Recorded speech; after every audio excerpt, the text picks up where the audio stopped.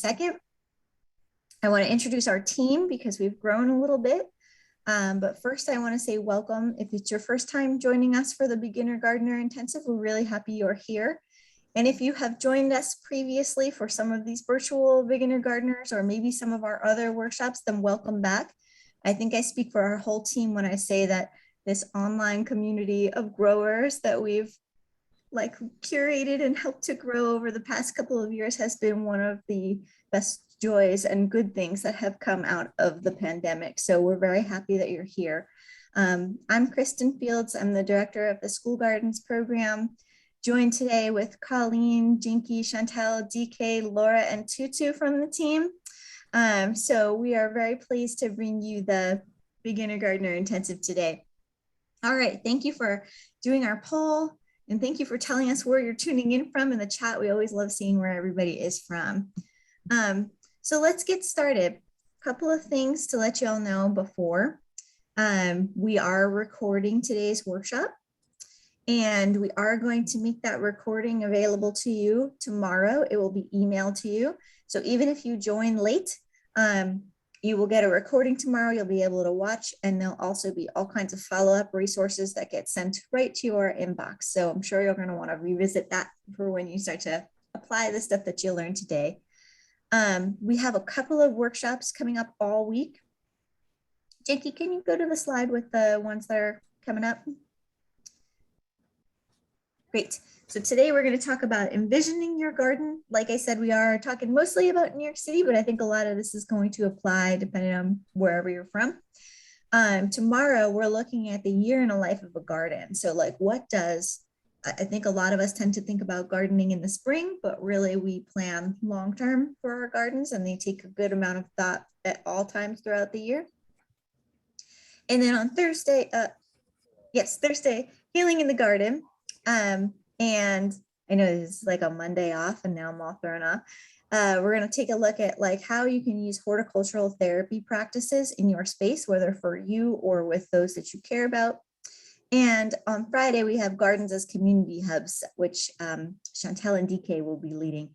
And that rolls back the curtain on some of the work we've done this year by building 3 community gardens on or in very close proximity to NYCHA housing, and then working with the surrounding community to really build some very vibrant green spaces in communities that really needed them.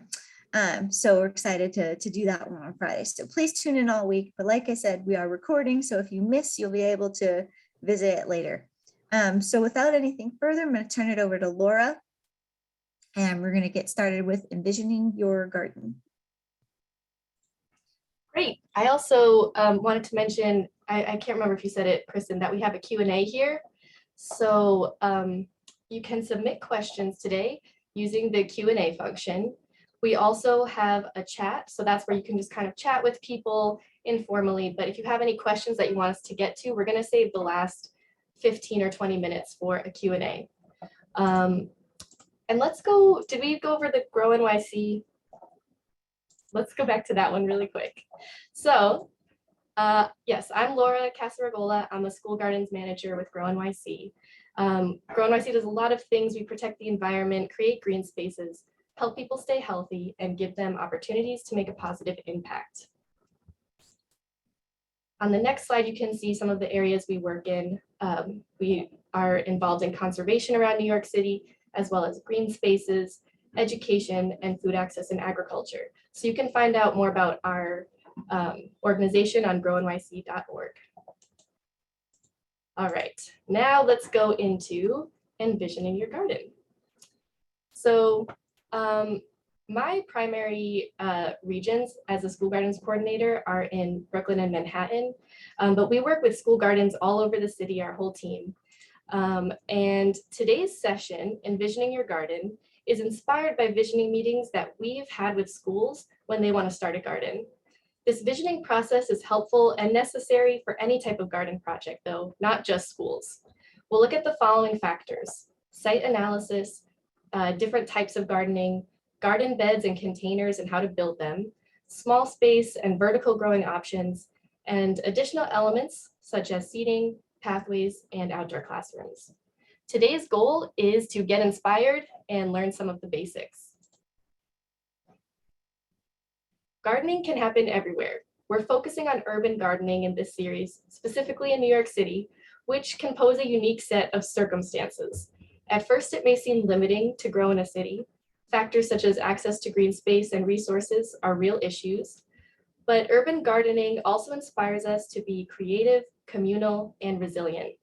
A lot of innovation happens all over the city, and through my own years working with the School Gardens program, I've been inspired and learned so much from gardeners, new gardeners, and experienced gardeners alike. So my hope for today's session is to share some of what our team sees around the city, and we can spark ideas of what's possible. Gardening is for everyone of all experience levels, ages, cultures, abilities, backgrounds, and locations. Sometimes advanced gardeners have worked through so many experiments, they have it down to a science. And sometimes the new time gardeners, including youth, have fresh ideas and ways of thinking that we had never thought of. You can use gardens to teach and share histories and cultures, connect and heal with yourself, the land, and communities. Gardening can seem daunting, but is also very exciting, and everyone starts somewhere. So let's start today and look at what can be a garden. A garden can be indoors, like pots on a windowsill or hydroponics. In the next slide, you can see that they can happen underneath or on top of a stoop, on the sidewalk, along a brick wall, or on a rooftop. They can transform a vacant corner of land into a beautiful pollinator garden, such as this transformation at PS 163 in Manhattan. Now, all of those examples we just showed are in very different sites and therefore have different requirements and considerations. Every part of New York City is different. It's a bunch of micro habitats.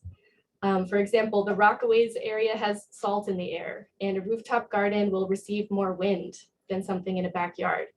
And if you're gardening on the ground, you may have to contend with squirrels or rats. New York City gardeners have basically seen it all, and there's almost always a way to make it work. So in the next slide, I am bringing this photo up of a patio container garden I came across in Fort Greene, Brooklyn. And I love how in this photo you can see, it's a great case study because you can see where the sun is hitting on this left picture. And that's where these urban gardeners have put their sun-loving plants, such as tomatoes, peppers, and in that big tub are actually blueberry bushes. And then they incorporated shade-tolerant plants on the right side of the screen under the stairs. So those include things like hostas and violets. And then they even maximize their growing space by adding a hanging strawberry plant off of the stairs. And hanging the strawberries is also a smart way to keep it away from berry-loving squirrels. So this is a great example of an urban garden making the most of its existing features and using a thoughtful design to set up their plants for success. So if you're doing a site analysis, what are you looking for? There's a lot of places you can start. So these are just some of the 5 key things to look for. First of all, you want to figure out how many hours of full sun your space receives. You can do that by observing it throughout the day. You can also definitely want to figure out where you're getting your water from. Do you have easy and close access to a water source? If not, such as a rooftop that doesn't have a spigot, are you willing to carry water up? I personally have this problem at my apartment. I have a small rooftop area. So I got 2 huge metal watering cans from my local Buy Nothing group to cut down on my trips up and down the stairs. So that's one way to kind of work with your space. Also related to water, if you're planting directly in the ground, is there flooding and how does the water drain throughout the space? Rats are always a consideration in most cities around the world. We're not getting rid of them anytime soon, but it's not a reason to give up. They will always be a part of urban gardening, and you can evaluate when and where people are disposing of garbage and try not to do that near the garden. Rats are not going to be attracted to your kale, but if you provide them with nice fresh soil to burrow into right next to their favorite trash spot, they're going to be incentivized to hang around. And then when it comes to accessibility, Building necessary accessibility features into your garden from day one is especially important for school and community gardens where you don't know exactly who will be using the garden, but you want to make it as universally accessible as possible. And we have a full workshop on this topic that we'll send in the follow-up resources. And lastly, again, more relevant for the school and community gardens, you want to look at the area surrounding your site. What's going on in the community? Is there another garden the next street over? Is there a community-based organization that could help, and a way to get more people and more of your neighbors involved? The workshop on Friday is Gardens as Community Hubs. Will delve further into this community aspect.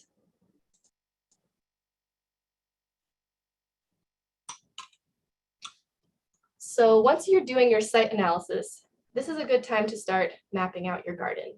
And this will pay off in the long run, trust me. It's something that people skip. I've tried to skip it in the past, and there's always something that you forget about until you make the map.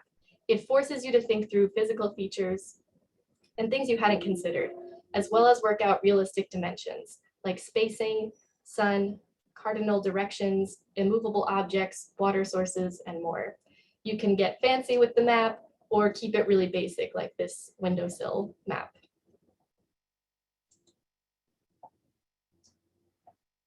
All right, now that you have an idea of your site and you have a map, another big piece of the gardening puzzle is to ask yourself, what kind of gardening do you want to do, and what kind of gardening will work best in your space? And so part of envisioning your garden is to identify your garden goals. You'll marry your site analysis to your garden goals in order to figure out what type of gardening to do and how to do it. You'll want to ask yourself, who will be using the garden and how can it best meet everyone's needs and desires? Do you want to harvest food, teach about climate change, improve the ecosystem, have a low maintenance landscape, brighten up a street corner, or meditate in a shady and tranquil spot? And you can incorporate all of this in a garden, or you can pick and choose some things or make up your own garden goals. In the next slide, we'll look at types of gardening that you can do to match up with those goals. And these are just some examples of types of gardening. You can incorporate more than one type of gardening in your space. A lot of the time they end up overlapping. So I'm actually going to launch a poll because I'm curious what people in the audience are interested in. So I have a poll up here with all these different types of gardening. You should be able to choose more than one if you want to. And I'll give you a few seconds to read through and check off which ones you're most interested in.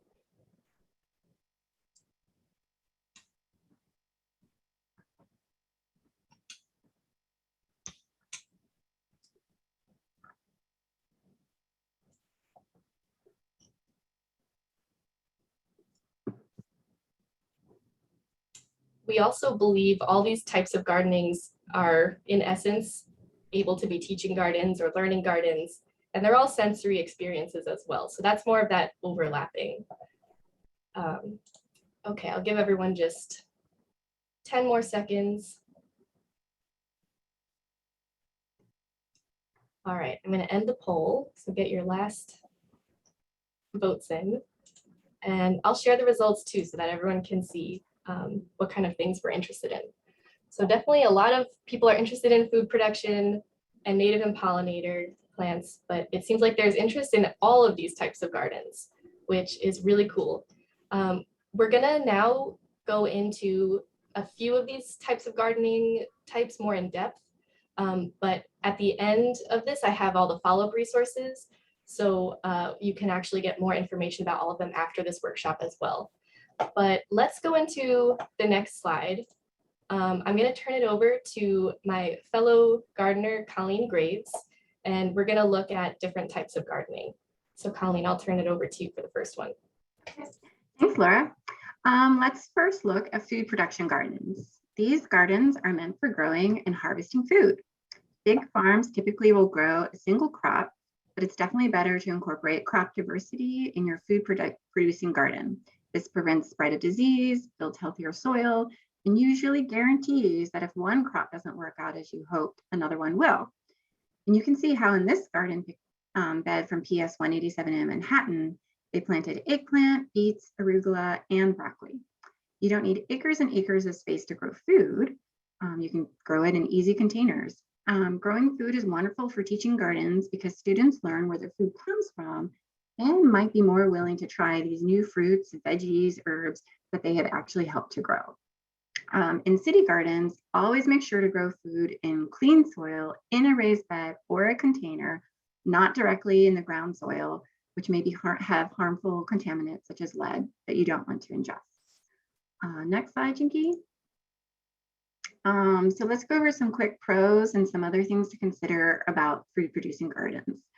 Usually a big pro is you're gifted with delicious and nutritious food that is truly locally sourced when you grow it yourself. These increase your access to the food, as well as growing food is an engaging and popular pastime. It can also unite different generations as our elders teach us and our younger children secrets to growing food. Some considerations. Growing food can indeed require more work. You're planting, you might be doing successive planting, so over and over through the season to extend your harvest. You're going to be doing a lot more weeding, and you're going to do probably a lot more watering. You will also be on the constant lookout for any pests and diseases that spring up, and you'll try your best to mitigate them. You're going to always have a watchful eye. And you will also need to factor in the cost of supplies for your startup: raised beds, soil, maybe trellising.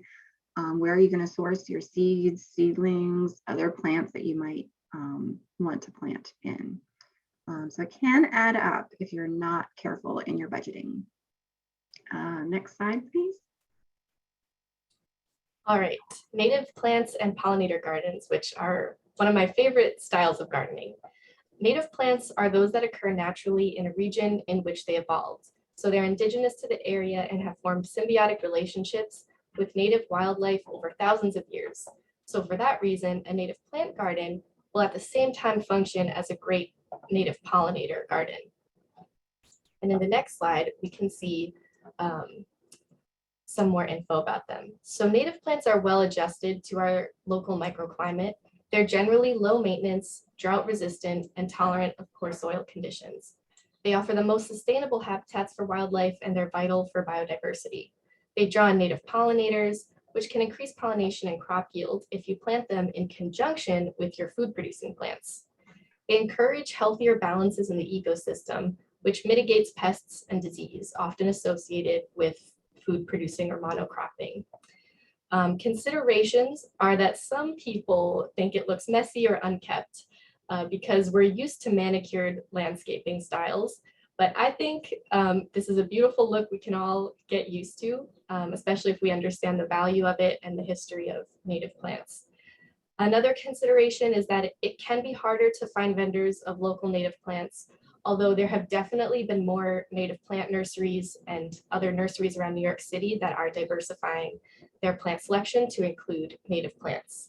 And there's also reputable mail order options. And in this photo, some examples of the native plants here, we've got the bee balm, and it looks like black-eyed Susans.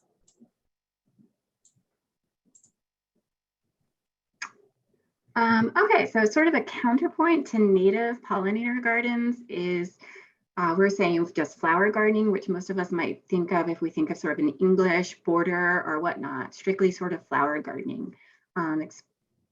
Planted exclusively with flowers. Generally, you're doing it for cut flower purposes and or purely for aesthetic landscaping.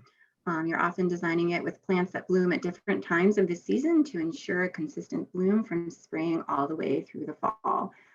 Example plants of this: sunflowers, poppies, daffodils, lilies, lavender. The list is pretty extensive, and you can find a gazillion lists online that go for that.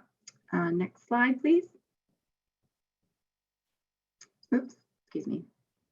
Some pros about flower gardening. Usually flower gardens are aesthetically pleasing to our eyes. That's kind of what we're really used to when we think about flower gardens through the eons. And they can be slightly lower maintenance than food producing gardens, just because you might not be doing successive planting through the season and might not be paying that much attention to pest and disease management. However, to keep that pleasant look, you will still find yourself doing a lot of weeding throughout the season. And many times than not, another con is that they use non-native species that, while beautiful, don't always work best in our own environments wherever we live in the world today.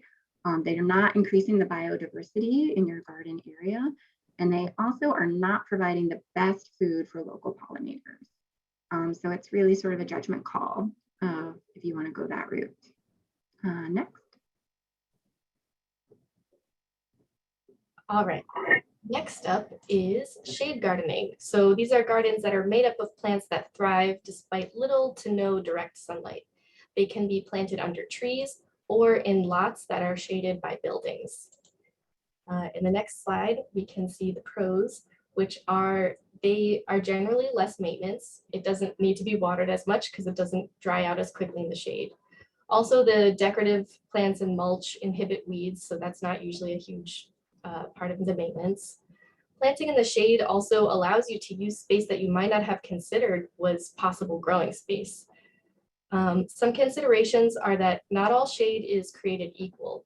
There's going to be a difference between a shady spot that gets 2 hours of sun while another place doesn't get any sun at all. So there are some plants that tolerate shade, but they thrive more in the sun. And it might take some experimenting to find the ones just right for your shady conditions. They're also a little more susceptible to mold or fungus because it takes longer to dry. And some example plants are hostas, bleeding hearts, certain types of lilies, and Virginia bluebells. Mm-hmm.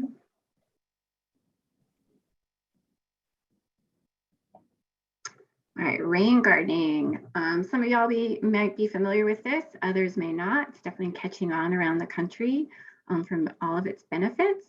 A rain garden is essentially a shallow depression that soaks up water, such as stormwater runoff. It also uses native plants that tolerate both wet and dry conditions. And the big bonus is it provides habitat for pollinators and birds and prevents soil erosion, as well as preventing so much water going into anyone who has a combined sewer overflow system, which ultimately just dumps into the oceans. Next slide, please. Some great pros of it. It really is going to help mitigate all these big flooding events we're starting to get more of, as well as your stormwater runoff. It helps the environment, again, with preventing soil erosion, and it uses your native plants for those pollinators. Sorry. The example plants are swamp milkweed, blue flag iris, Joe Pye weed, certain grasses, sedges, and ferns. Some big considerations though, this will probably require some more research into the actual how to make one so that you get the engineering just right, so that water actually will soak down within a certain number of hours before creating kind of a breeding ground for mosquitoes and other pests. There's a just right way to do it and build it so it will drain effectively. It's also possible that after a big flooding event or major stormwater runoff, especially here in the city, you might have trash and other debris that gets floated in and is left behind. So you will have some cleanup to contend with. That might be more of an issue here for us in the city than other suburban and rural areas. That's definitely not a given. Trash is everywhere. But definitely think about that you will need to check your system after a flooding event. Next slide. All right, so those were the few types of gardening that we wanted to touch on today. And we do have more in-depth resources about each of those types of gardening, so we'll send you the links to that in our follow-up post. But at this point in the envisioning process, you hopefully have an idea of 1, your site analysis, 2, your garden goals, and now we've just gone over different types of gardening that match well with those types of things. So next, you'll have to decide if you're planting directly in the ground, on raised beds, or in containers. Remember that only non-edible plants can be planted directly in the ground in city soil. That's what's recommended. So you can do the things like the flowers, the native plants, the pollinator plants, the decorative shade gardening, and the rain gardening, of course, that can all be happening directly in the ground soil. In raised beds and the smaller containers, you can still plant all of those things as well as food producing plants. So what we're going to look at next is some of the ways we're going to go into the garden beds. So we're going to look at how to build a couple different types of garden beds, because this part can seem a little intimidating, but once you know how to do it and the materials needed, it's much more approachable. So we'll go to the next slide and we're going to look at two types of garden beds to build. And then we're going to look at some of the smaller container and small space gardening as well. So I'm actually going to turn it over to Jinky now to do an overview of our wooden raised beds.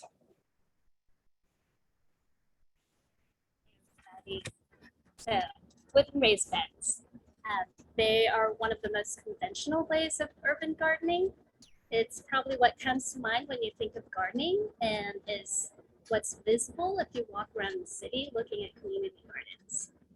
They're really easy to assemble and cost efficient. You can see in the photos here how we screw pieces of lumber together, and you can make it double high by attaching another frame on top to allow for deeper roots, which is good for plants such as tomatoes and peppers, but not necessary if you're planting things with shallow roots such as herbs and greens.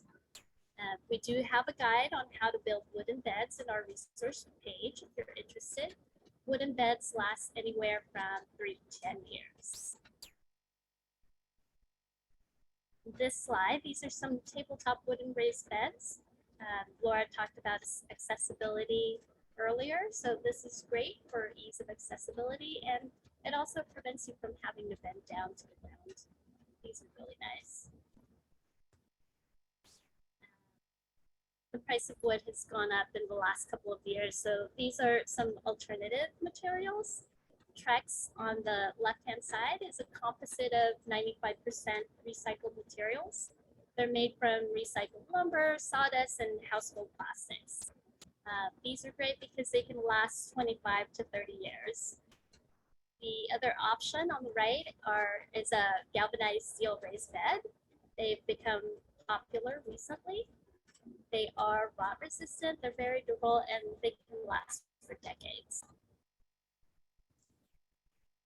And another type of container gardening is using this sub-irrigated stock tank.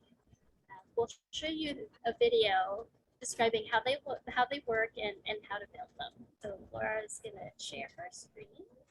Yes, so I'm going to take over the screen share. We have a video, it's about 4 minutes long, showing you how to build one of these sub-irrigated stock tank planters. There is a little bit of background noise because we're on the streets of New York City. And so let me pull up this video. And so sub-irrigation just means that the plants are getting watered from underneath in a reservoir of water, as opposed to overhead watering. So these are sub-irrigated. So let's look at the video. I pulled it up. Can you all see it? I can't actually see anyone else. Yes, we can see it. Okay. All right, I'm gonna play it. Let me know if there's any issues with the audio. Okay. Hi everyone, we're at one of our school gardens and we wanted to showcase a sub-irrigated stock tank that they have, and I'm going to explain how this works. As you can see, they've got a lot of great greens growing. We've got the tank itself, and how this works is down below there's a water reservoir, and we filled about 2.5 to 3 inches up with the gravel so that it holds the space for the water in the reservoir. And you can tell when there's enough water through this drain hole. Once it's full, you'll see the water leaking out of here, and then you can stop adding water to it. Right above the rocks there's a fabric, and that separates the soil from the rocks so that the soil doesn't muck up your gravel, and it keeps the space for the water. Then we've filled it up with soil so that we can grow these amazing leafy greens. Over here we've got the fill pipe, and you can cover so that kids won't put anything in there. put a hose through there, fill it with water. The water goes directly down to the reservoir. You don't have to top water as much. It does help to top water in the beginning so that your veggies, the roots grow strong. But once it's established, the roots dig down to the very bottom and it grows strong, long roots. So there you have it. I'm going to show you how to create one of these, a miniature version. So let's get going. So we're going to make a miniature version of the stock tank sub-irrigated planter. You can use any size you want. I've got this big plastic storage bin. This is perfect if you have a small garden and it could fit anywhere. So materials, you'll need your container, you'll need the corrugated pipe. You could also use gravel. I talked about gravel earlier, and either one with whatever your preference is. This is lighter, enough to fit your container. You'll also need the landscape fabric to separate the pipes from the soil once you fill it up. And you'll also need some tubing that'll be used for your fill pipe. And at the bottom, you want to slightly cut it at an angle so that when you're filling with water, it doesn't clog up and the water will just flow through. So the first thing we did, we drilled a hole. This is for the drainage hole. It's about 2.5 to 3 inches above the bottom. And then you can fill it with gravel or your corrugated pipe. These were cut for us and they fit nicely in there. Then we're gonna take our fabric, put it on top, again, just to separate the soil from the reservoir so that it doesn't clog up the bottom. Once you have that, take your soil and fill it up a little bit. Before you fill it up to the very top, you want to position your fill tube off to the side. You can put it right next to your drainage hole, wherever is easy for you, wherever it's comfortable. And you're going to put it outside of the fabric. And once you fill it up with soil, it'll hold it in place. And really easy. There you go. All right, so that was our little tutorial on how to build a sub-irrigated planter. And so that was cool because you could see how to do it with these stock tanks that are really big, or you could even do it with smaller containers. And so that's actually a great segue into our next, oops, sorry. Hi everyone. My thing is playing. Okay. Sorry, into our next containers and vertical growing section. My video started playing again in the background. Okay, so if you don't have space or you don't want a large raised bed, container gardening and vertical growing might be for you. In the next slide, you'll see a few examples. Containers are great because they can be gigantic, small, or anything in between, and made out of different materials to fit your budget, style, and growing needs. For example, this middle picture is a felt grow bag, which is really light and it's easy to carry up to my rooftop, but it dries out so quickly on a windy and sunny roof. Last year we planted tomatoes in it that just got dried out too quickly in this type of pot. So this year we're planting our tomatoes in a plastic pot, which retains water a lot better. And I have a little lavender growing in the felt pot this year because lavender can tolerate some drier conditions. So you'll look at different types of containers and what you find available. A lot of times you can upcycle or reuse your containers as well. And in the next slide, you'll see a photo of container gardening doesn't have to mean fewer plants or limiting your plant choices or selections. You can create a beautiful, lush, and full garden through the use of containers. So you can see this is the school garden at PS 32. In the next slide, I just love how versatile milk crates are. They're really inexpensive to buy or to recycle or upcycle. You line them with landscape fabric or burlap to prevent the soil from spilling out. And you can even stack them on top of each other to change the height of your gardening. In the next couple of slides, I have some examples of vertical growing. So vertical growing is a creative way to maximize your space. On the left, we see some peas growing up along a chain link fence with a basic low-cost trellis. This is at PS 187. And these hanging basket planters on the right at PS 139 are good for plants. You want to plant things that have shallow root systems because it's a smaller container. So things like nasturtiums and herbs work really well in those hanging planters. And another few examples in the next slide. You see some more peas growing along a brick wall and just those bamboo stakes and some string. And then on the right, some morning glories that are growing along strings as well, which is really cool and a low budget way to do some trellising. And lastly, for some of this vertical growing, there's always the constructed trellises, which are beautiful additions to gardens. And with all of these types of vertical growing, it still provides a broad spectrum of plants that can grow vertically or trail down. So some examples of plants that work with these types of things are cucumbers, peas, pole beans, morning glories, zucchinis, and other types of squash.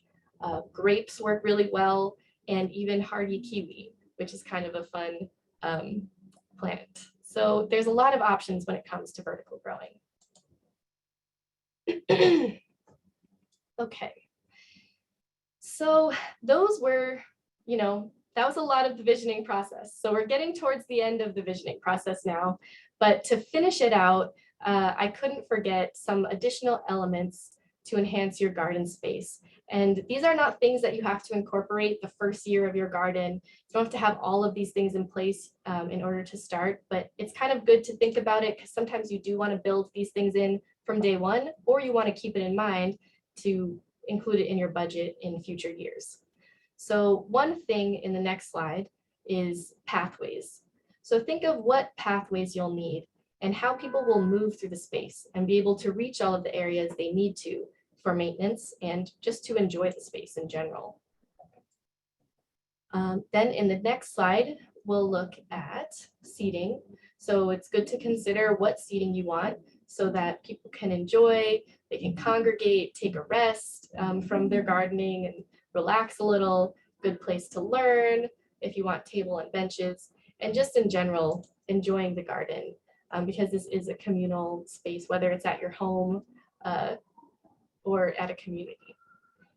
And then lastly, I will briefly mention outdoor classrooms and outdoor learning spaces because this whole idea has really taken off in the last few years during the pandemic. But we think that outdoor learning spaces are timeless and we hope it continues to be prioritized. And we have an outdoor learning toolkit on our website that has a more comprehensive look at how you can incorporate outdoor learning spaces in New York City and more. So we are nearing the Q&A. We'll go to the next slide. And just to finish off the presentation, I just wanted to reiterate that there are so many beautiful ways to garden, not just one way. And I hope you're all getting excited about the possibilities for your spaces. I'd love to hear more in the Q&A, and I hope you all have a lot of visions going on up in your head. Awesome. Thank you, Laura and team. And quick shout out to Chantel for fielding the chat like an absolute champion. So I haven't looked at the chat at all. Throw some love in the chat for Chantel. Let's get to your questions because there's quite a few. First off, with container gardening, somebody was using their building's roof last year. They had a lot of herbs, veggies, perennials, some blooms. Things that were lush last year, they're now looking very sad and the soil looks spent. So how can they revitalize the soil this season and what type of fertilizer is needed to maintain it?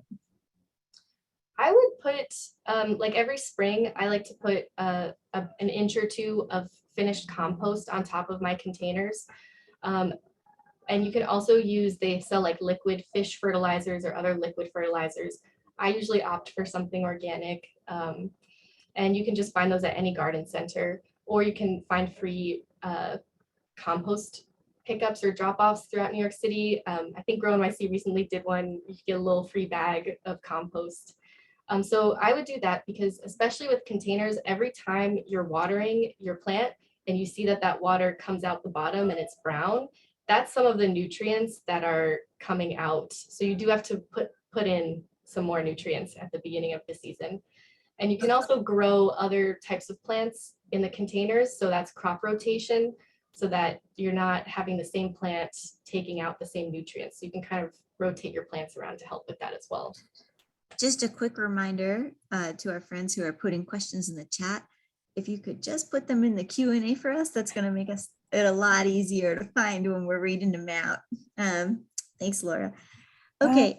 I also wanted to just add that, like, for one, you put the compost on top of the soil, right? So you don't have to dig up anything. And then for two, you can also make compost tea, which we use in the garden a lot. And it's just some compost and water in a container, and you let it sit. As long as you can let it sit, that's going to be the best thing for you. And your plants are just going to love it. So compost tea, and some other folks in the chat were talking about banana peels. Those are great. Eggshells, those are great too, depending on what the nutrients that the plant is requiring. I've got one other addition. Okay. When it isn't growing season, like the winter, it's a good idea to plant cover crops, and that will help enrich your soil further, and it'll keep it from drying. So you always want something growing in the soil, cover crops over the fall and winter. Okay, cool. We are up to 46 questions, so I'm just gonna keep us rolling along. How do you have or emulate a greenhouse in a small space? Oh my goodness, I love that question because I made a little video and a post on our distance learning site of how to build a tiny greenhouse. So basically you can use any recycled container that is clear. So I use like the plastic containers that greens come in from the grocery store, and you poke some holes in it in the top and you poke some holes in the bottom because you still need some air circulation and you still need some drainage. But you can use a container that has a cap, or you can just use some plastic cover or glass frames and just kind of construct your own thing. I know they also sell those mini greenhouses that kind of fit on top of a counter, and they have the panels that can zip open and closed. So there's a lot of ways to mimic that greenhouse effect of trapping some extra sun and moisture inside of your growing container. Cool. And what if they're outside? What if they're using, you know, outside? Yeah, for that, you can also still use those ones that they sell. Like they're small. They look like tiny houses. And with those, sometimes I worry people don't secure them down, because if it's windy, you want to make sure you have it tied down to something. But you can also make a cold frame. And that's something, there's a lot of designs out there if you do some research on cold frames. The simplest thing is to take any container and then a pane of glass and something to just lift it up a little bit from the soil level so that it has some air circulation, so little blocks of wood or something, and then you're just trapping it in there. As your plants get bigger, you're going to have to move that pane of glass up. That's where some attachment comes in, where people turn it into a door with a hinge. So there's designs for that. Okay, a couple of questions in the same vein here, so I'm going to just kind of combine. People are asking, how will they know if their soil is not clean? Where do they get kits, and what kind of testing is available? Yeah, I think that's the easiest way to summarize those. Yeah, I'm sure other people on the team are going to have things to add too, but soil testing basically, and you can get a soil test for nutrients, which is like testing for potassium and things like that. Or you can get a soil test for contaminants, which will test for lead and arsenic and things like that. So you want to distinguish what are you testing for. For nutrient testing, you can get home kits to do that yourself. For toxin testing, you generally have to send that out to a lab, such as the Brooklyn College Urban Soils Lab or one of those places. Yeah, and I would say, as far as like, how do you know if your soil is clean? I think if you look at it and you say, hey, this soil doesn't look clean, like that's probably like your first indicator that, because usually just from observation, that it doesn't look right. Maybe it doesn't have the right tint to it. Maybe there are some questionable objects in the soil. Whatever is causing reservations, especially if that's soil that you're going to be using for food production, I would say you should just get some different soil to use. I think it's safe to say in New York City that you are located near some kind of contamination, especially if you live near a dry cleaner or a gas station, or, there's the waste you can see, and like the soil quality you can see, and then there's all the stuff you can't, like heavy metals and things. And so when in doubt, test. And if you don't want to test, you can always just pick up clean soil and do container planting, and then you don't have to worry about the two mixing. Somebody was commenting that a lot of the labs, they've shut down or they've slowed down during COVID. We have seen that there's a slowdown in lab results, and just a lot of people also discovered gardening in the past few years. And so people are being really proactive, but that slows down the labs as well. So when in doubt, containers and clean soil. I see DK unmuted. Oh, go ahead, DK. I just want to add that always trust your gut. You Yep. know more than you realize. Use your senses. Your soil is going to look physically bad or off-putting to your eyes, but it's also possible that it's not going to smell very good, or to you, it's just not going to smell right. When you touch it, if it's dry, if it's discolored, or if it just looks, smells, and feels in a way that you don't trust, you can never go wrong with testing. If you find that you just want to start out testing, have at it. There's nothing wrong with that. And there's so much to be gained by just knowing what you're getting into from the start. I also want to add that Cornell University, they have Cornell Extension, and they are a wonderful organization. They do not only soil testing, but they do soil teaching. So you can reach out to anybody at Cornell Extension. They're really great about responding to people, and they'll be happy to jump in and help you navigate soil as well. Great. Okay. Here's maybe an easy one. There was a very beautiful flower on one of the slides. They want to know what the name of that flower was. Oh, I wonder was it the flower gardening slide with like It was the one that looked very exotic. I think that was the zinnia. Okay. Jinky, do you want to take us back to slide 24? There was I took that picture, I added it because I thought it was so pretty, and it's like a painted zinnia flower. If I had to guess, that's what I would think it is. I know what this is the one they were asking about. Yeah. So the painted just a cool zinnia. variety of I don't know if that's really the name. I know it's a zinnia. Maybe it's a spotted zinnia. I don't know, but it's a type of zinnia. Okay, cool. That was an easy. Okay, now here's one about a rooftop garden. The roof is full sun, and last year they had to water twice a day during the hottest months. Potting soil kind of quickly dried out. So we talked about SIPs already, sub-irrigated planters, but any other tips that would help with watering on the rooftop? This is also, I do this too, because I have my little rooftop. And one thing I've considered, but I haven't done yet, I'm not sure if I really have the space for it, is you could have a reservoir of water up there. So it would be hard to do some rainwater harvesting because you're already on the roof, so you don't really have anything to drain in. But I was thinking just having a big barrel filled with water, then at least I can fill that up, once a week or something, and I don't have to do as many trips every day, so I could just set it aside. But it is, the rooftop water is kind of just a chore. And that's why I think it's smart to incorporate the sub-irrigation, and it's smart to incorporate planters that will cut down and retain the moisture. Great. Yeah, it might also make sense to just incorporate some plants that don't require as much watering. So Mhm. that way you can focus on watering the plants that actually require the most amount of water. Like, don't do a whole rooftop full of tomatoes, Yeah. in the summer. So just be Yes. conscious of like who really needs a lot of water and pair them with folks who don't. Yeah, and I saw someone in the chat put a really good suggestion too, which is to put mulch on top of your container planters, because that will prevent as much evaporation, which I also do that. That's a good idea. Great. You also have access to water up at the rooftop. You can set up a drip irrigation system. So that might be helpful.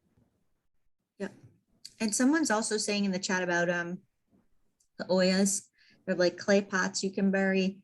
Is it like similar in its like technique to a sub-irrigated planter where you just bury it and it slow releases water? So there's some options for you. Yeah, even though there's a way you can like turn a bottle, like a big Yeah. glass bottle, like a wine bottle or other types of bottles, and you fill them with water, and then you like stick them in really quick, and then it will slowly draw the water out. So that can save you a little work.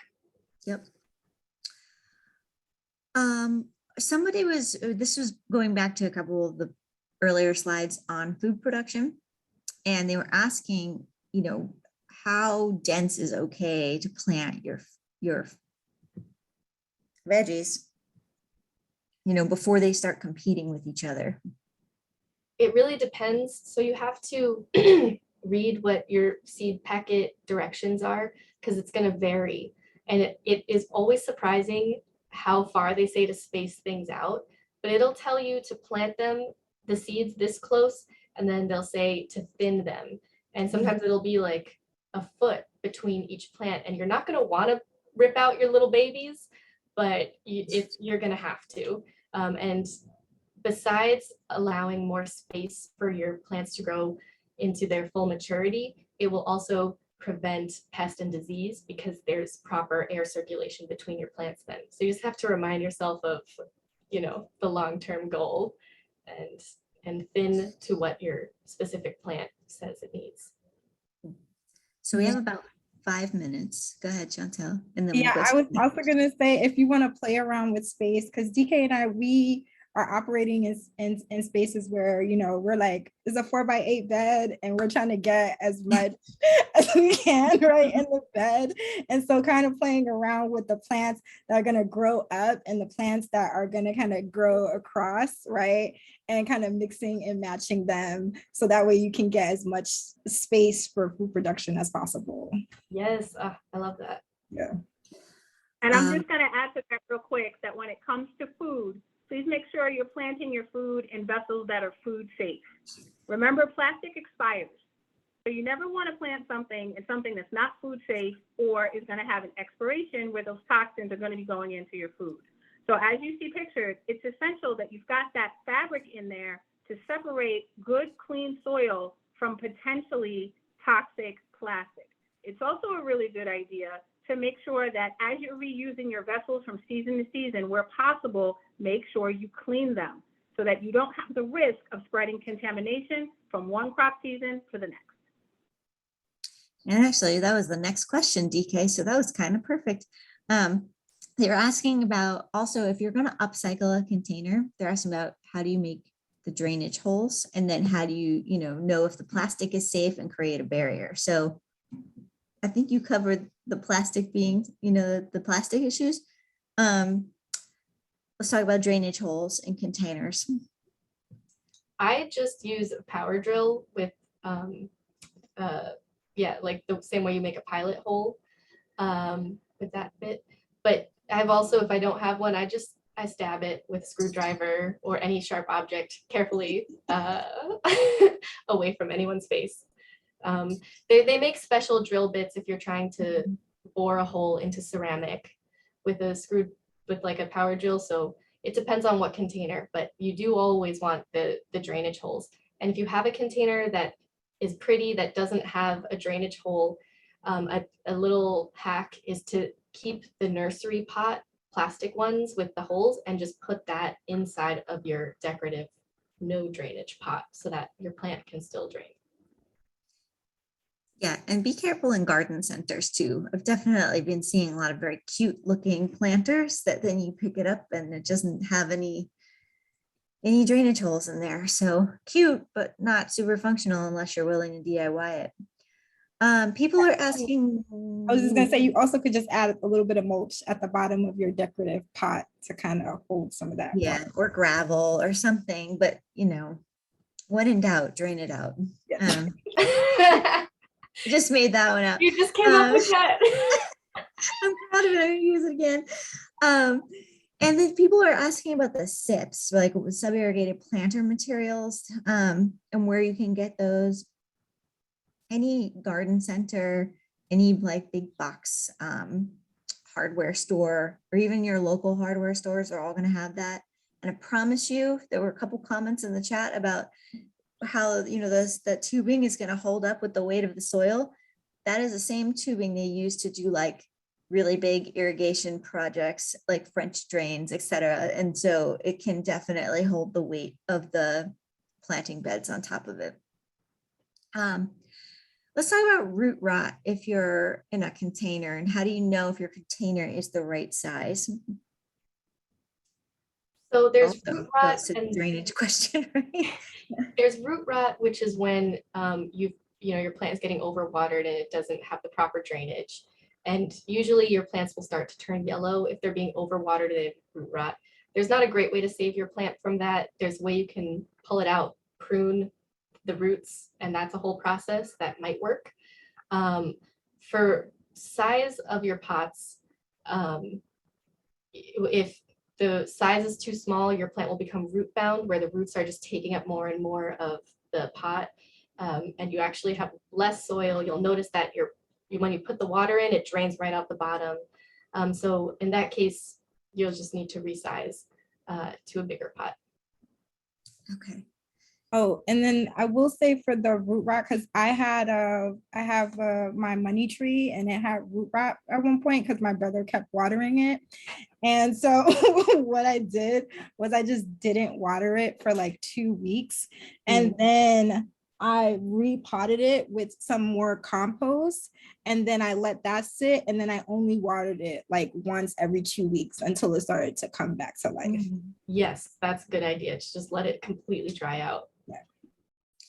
And one thing I just want to add in closing about root rot is prevention is key. Take time to prune in advance. When you see that your leaves are turning yellow, when you see that your stems are doing something funny, now is the time to enact then so that you don't get to root rot. You never want your plant to get to a point where all of the resources that it needs, the minerals and the vitamins, are going to things that are going to die or are diseased. So it's really important that you keep your eye on your plant so that you can jump in with pruning and hopefully allay that root rot situation. Okay, we are at 5. So I think let's end with one last question about the flowers we recommend for beginners. I feel like this group will have a lot of opinions on the best flowers for beginners. Oh, my answer would be any flowers. I would say go for it. Try all the flowers.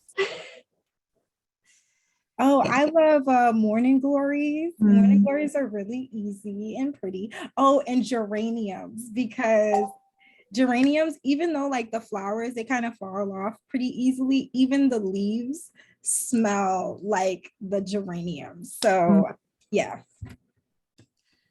Say nasturtiums because they're pretty easy to grow and you can eat them, and the leaves are spicy, which is fun too, and they'll keep pests away from the rest of your garden too. And DK, you were unmuted. You want to throw a flower in there? Ooh, violas. I'm gonna not name one flower. I'm gonna say keep experimenting. Yeah. Just try it. Just try it. What works this season might not work this season, and vice versa. If it called you, whether it be color, size, height, it called you for a reason. Try it. If y'all like it, we love it. and let us know how it works out. Awesome. Well, thank you everybody for joining us today. I'm sorry we didn't get to all of your questions, but we have tons and tons and tons of resources on grownycdistancelearning.org, and we're going to send a lot of them to you tomorrow, and we're going to send this recording to you. So hopefully some of your questions will be answered there. For those of you who are tuning in tomorrow, we're going to look at the year in the life of a garden and all of the different steps of planning and the lead up to the garden space and actually being in your garden and all the after too. So we're recording in case you can't make it, and be on the lookout for it. But thank you everyone for tuning in, and thank you to everyone at Grow NYC who shared all of their knowledge today. So thanks folks, we'll see you tomorrow. Bye guys. Bye everyone.